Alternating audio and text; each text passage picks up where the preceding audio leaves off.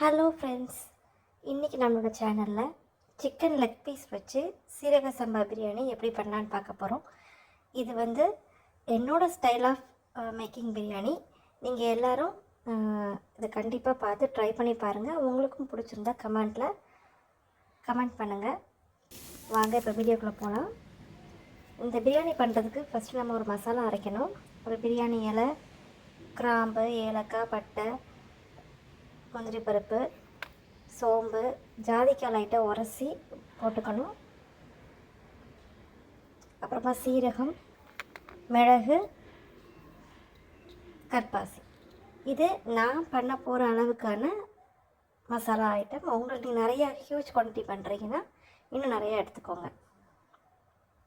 ஒரு பாத்திரத்தில் எண்ணெய் ஊற்றிட்டு 2 ஸ்பூன் நெய் விட்டுக்கோங்க. பெரிய வெங்காயத்தை நல்லா நைஸாக நறுக்கி அதில் சேர்த்துக்கோங்க. அப்புறமா மிக்ஸி ஜாரில் ஒரு 10 பல் பூண்டு, 1 இன்ச்சு இஞ்சி, புதினா, கையளவு புதினா, கையளவு மல்லி இலை, 2 மிளகாய், அவ்வளோத்தையும் அரைச்சி அந்த பேஸ்ட்டை நம்ம ஆட் பண்ணுறோம்.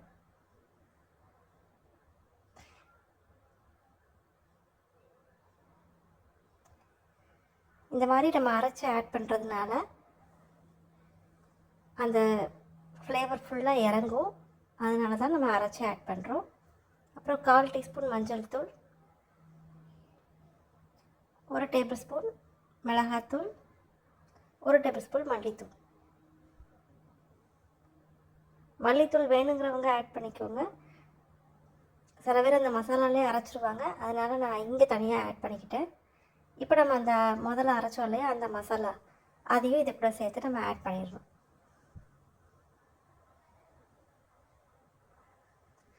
இது எல்லாத்தையும் ஆட் பண்ணி நல்லா வதக்கி விட்டுறணும். அந்த மசாலா வந்து நல்லா பிளெண்ட் ஆகிருக்கணும். இந்த மசாலா நல்லா வதங்கி அந்த எண்ணெய் பிரிஞ்சு வரும்போது நம்ம அடுத்தடுத்து ஆட் பண்ணிக்கலாம்.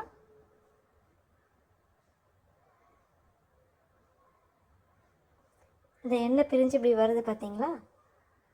இந்த கன்சிஸ்டன்சி வர வரைக்கும் நம்ம வெயிட் பண்ணணும். சிம்மில் வச்சுக்கோங்க. சிம்மில் வச்சு இதை நல்லா வதக்குங்க. இப்போது ஒரு சின்ன தக்காளி நல்லா ஸ்லைஸாக கட் பண்ணி ஆட் பண்ணிக்கோங்க. தக்காளி டேஸ்ட் பிடிக்காதவங்க அதை ஸ்கிப் பண்ணிக்கலாம். தக்காளிக்கு பதிலாக நீங்கள் கடைசியாக ஒரு அரை எலுமிச்சை பழத்தை புழிஞ்சு விட்டுக்கலாம். இப்போ தக்காளி நல்லா வதங்கின வரைக்கும் வெயிட் பண்ணிவிட்டு ஒரு 2 டேபிள் ஸ்பூன் கெட்டி தயிர்,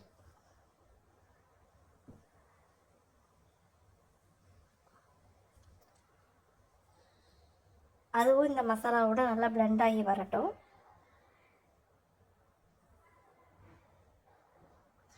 இது நம்ம வதக்கிட்டு இருக்கும் போதே நீங்கள் சைடில் இதே மெத்தடில் மட்டனும் பண்ணலாம். மட்டன் பண்ணுறதா இருந்தால் தனியாக நீங்கள் வேக வச்சுட்டு ஆட் பண்ணால் இன்னும் டேஸ்ட் நல்லாயிருக்கும். இப்போ நான் சிக்கன் லெக் பீஸு ஒவ்வொன்றா நான் இதில் சேர்க்க போகிறேன். நான் லெக் பீஸு இந்த மாதிரி கட் பண்ணியிருக்கேன். அப்போ தான் நல்லா மசாலா இறங்கும் அப்படிங்கிறதுக்காக.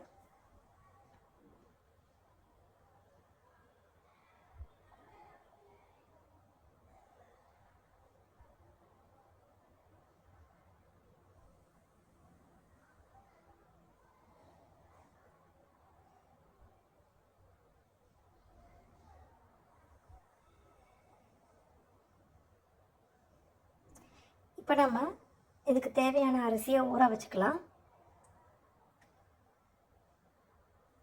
நான் வந்து 2 கப் சீரக சம்பா அரிசியை ஊற வச்சுருக்கேன். இந்த கப்புக்கு 250 ml கப்புக்கு 2 கப் நான் ஊற வச்சுருக்கேன். இப்போ நம்ம அந்த சிக்கன் வேகும் போதே 1 கப் தண்ணியை நம்ம ஊற்றி வேக வச்சிடணும். இது வந்து ப்ரெஷர் குக்கர்னால் 1 கப் அரிசிக்கு 1.5 ஊற்றுங்க கரெக்டாக இருக்கும்.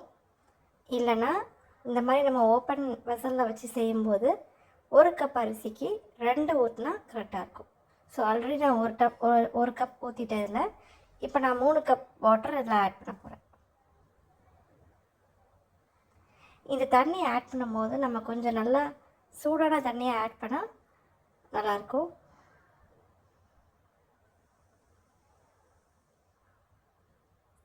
தண்ணியை ஆட் பண்ணி நல்லா கொதித்து வரும்போது உப்பு காரம் எல்லாம் பார்த்துக்கோங்க. காரம் பத்தலைன்னா ஒரு அரை ஸ்பூன் மிளகாத்தூள் ஆட் பண்ணிக்கலாம். உப்பும் காரமும் இந்த இடத்துல செக் பண்ணிக்கோங்க.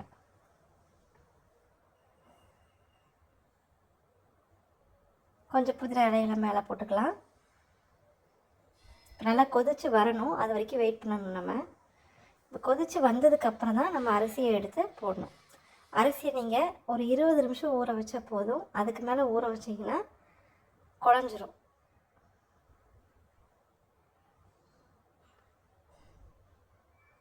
அரிசியை ஒரே இடத்துல குவிச்சு போடாமல் நல்லா பரப்பி போடுங்க.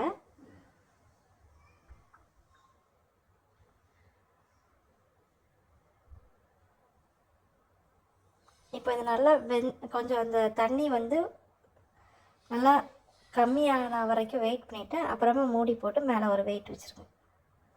20 நிமிஷம் நம்ம வந்து மீடியம் ஃப்ளேமில் வச்சு எடுத்தோன்னா சூப்பரான பிரியாணி ரெடியாக இருக்கும்.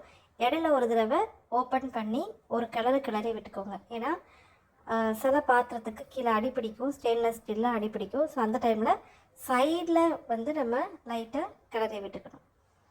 சூப்பரான chicken leg piece biryani ready. இதே ரெசிபியை நீங்கள் ட்ரை பண்ணி பார்த்துட்டு கமெண்ட் பாக்ஸில் கமெண்ட் பண்ணுங்கள். ரொம்ப நாள் கழித்து இந்த வீடியோ நம்ம போட்டிருக்கோம். இது வரைக்கும் சப்போர்ட் பண்ண எல்லா சப்ஸ்கிரைபர்ஸ்க்கும் ரொம்ப ரொம்ப தேங்க்யூ.